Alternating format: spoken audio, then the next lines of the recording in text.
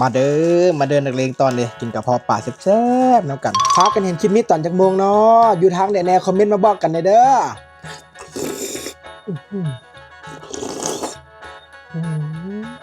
ช่วงนี้อากาศร้อนขี้ข้านออกบ้านสั่งมากินอยู่บ้านรถสบายครับสั่งมาจากห้านโคตรแซ่บแก่งกระเพาะปลาเด้อขี้ข้านไม่กินอยู่ห้านสั่งมาบ้านรถเพิ่นมีจัดส่งให้โอ้ยสั่งมากินอยู่บ้านก็ได้หลายคือกินอยู่ห้านเด้อนี่แหละกระเพาะปลาที่จริงใจตอนย่อยๆน้ำเหนียวๆใส่เครื่องมาให้แบบแน่นๆ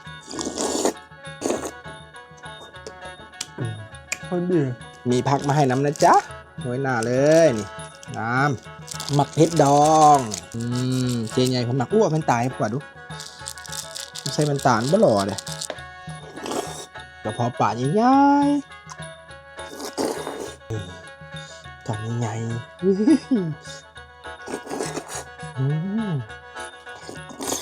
ตำมากินพร้อมเด้อนี่กินปลาแดกคนหอมพี่น้องเลย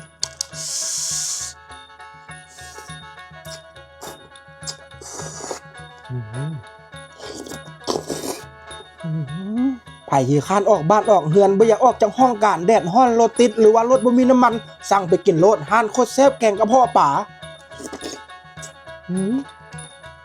เบอร์โทรติดต่อเดี๋ยวแอดใส่มาให้กล่องคอมเมนต์